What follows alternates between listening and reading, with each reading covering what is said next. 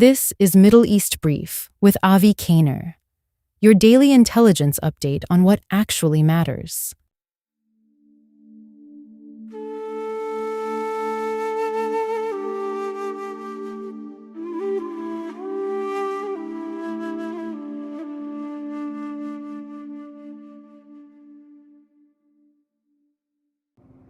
Yesterday, in part one, I talked about what I believe is an encouraging evolution in Israeli democracy.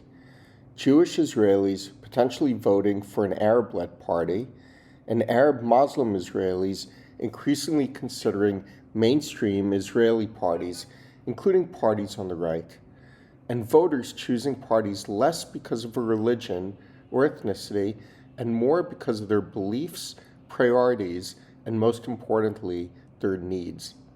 Today, in part two, let's look at what could mean when Israelis vote this October.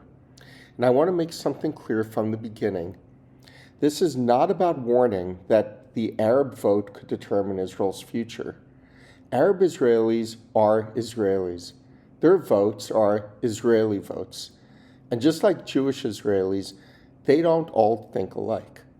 Some are conservative, others are liberal.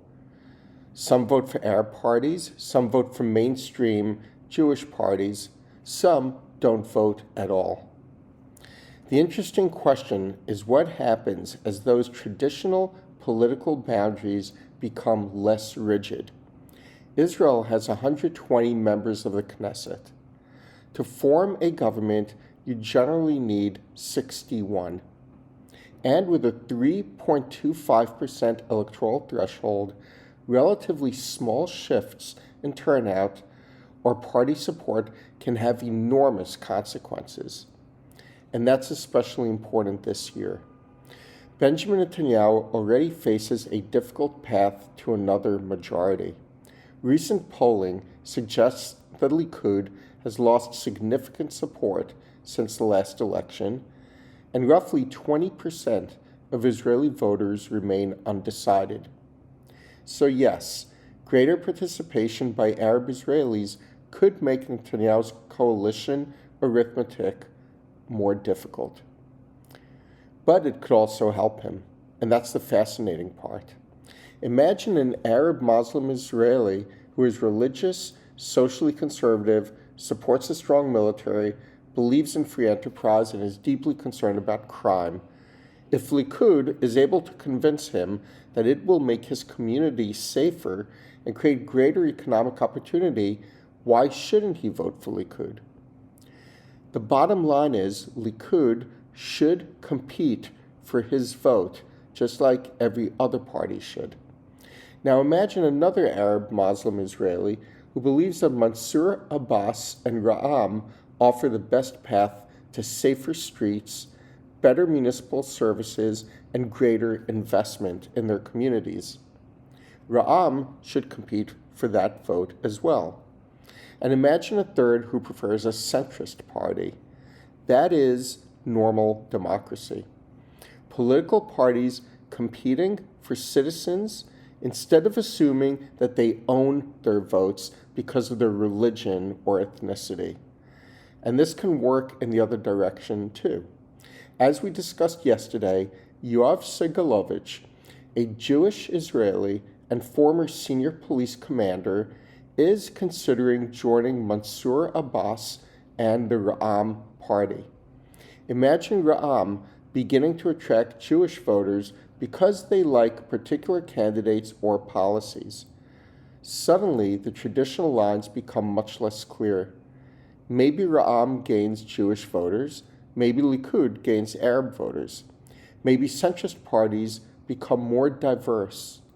The result isn't necessarily a stronger left. It isn't necessarily a stronger right. It is a more integrated Israeli electorate. And then there's the turnout. Arab citizens make up roughly 1/5 of Israel's population, but their electoral participation has often lagged far behind that of Jewish Israelis. What happens if that changes? A Tel Aviv University study this year found that expected Arab turnout was about 53% under the existing political configuration. But researchers estimated that under a unified Arab list, turnout could potentially rise to 67% and produce as many as 16 Knesset seats. That is a major difference. And here's what I find even more interesting. The same research found that 77% of Arab respondents supported including an Arab party in the next government. More than 71% identified violence and crime as the most urgent problem facing Arab society. Only 8% chose the Palestinian West Bank and Gaza issue. That doesn't mean that Arab Israelis don't care about the West Bank and Gaza. Of course, many do. But it tells us that when people enter the voting booth, they are thinking about their own streets, their own schools, their jobs, their businesses, their children, and their future in their country of Israel. That creates an opportunity for every Israeli political party. Instead of asking, how do we get the Arab vote? They should ask, which Israeli citizens aren't we talking to? Likud should be asking that. Centrist parties should be asking. Ra'am should be asking that about Jewish Israelis. Every party should compete for every citizen, because in a close election, those votes can add up quickly. And the electoral threshold makes this even more important. A party can win a significant number of votes, but if it falls below 3.25%, they receive no Knesset seats. We saw that in 2022 when Balad failed to cross the threshold. Those votes did not translate into representation. So that's why turnout and political organization and the threshold is so important. And in October, all those factors could affect the race to 61 Knesset seats and selecting the prime minister. For Netanyahu, the challenge is particularly interesting.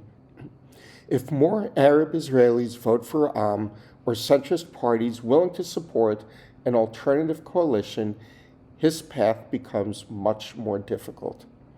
If more Arab Israelis decide Likud represents their interests, his path becomes easier. And if Jewish Israelis begin voting for Ra'am, the arithmetic changes again. And that is precisely the point. You can no longer assume you know how someone will vote simply because of that person's religion. Netanyahu has to compete for those votes.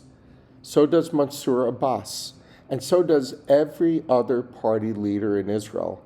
And that is actually healthy, because there's an enormous difference between saying we need Arab turnout because the Arabs can help our side win, and saying we want Arab Israelis participating because they are citizens of Israel and their participation strengthens Israeli democracy.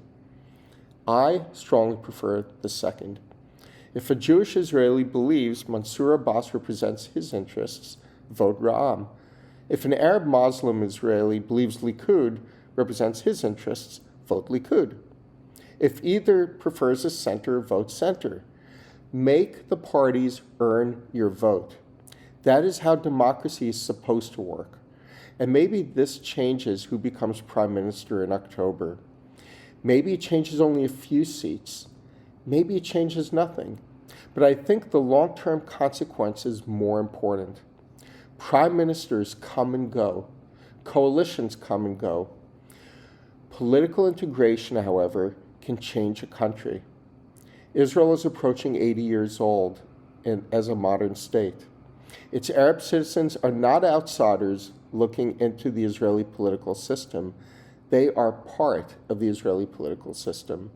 Their votes aren't foreign votes. They are Israeli votes. And increasingly, I hope that Jewish and Arab Israelis alike feel free to cast those votes anywhere across the political spectrum, whether it's right, center, left, Likud, Ra'am, or whatever parties emerge in the future. Not because of what their religion tells them, but because of what and not because of what their ethnicity tells them, but because of what they believe and what their families need and the kind of Israel they want to build. Yesterday I said that Israeli politics may slowly be becoming less about what you are and more about what you believe.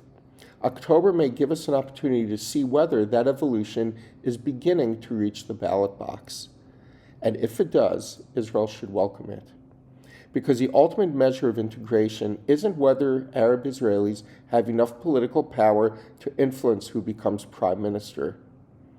It's when we stop thinking of their political power as something separate in the first place. They are Israelis. Together with their Jewish fellow citizens, they will choose the next Knesset. And that isn't a threat to Israeli democracy.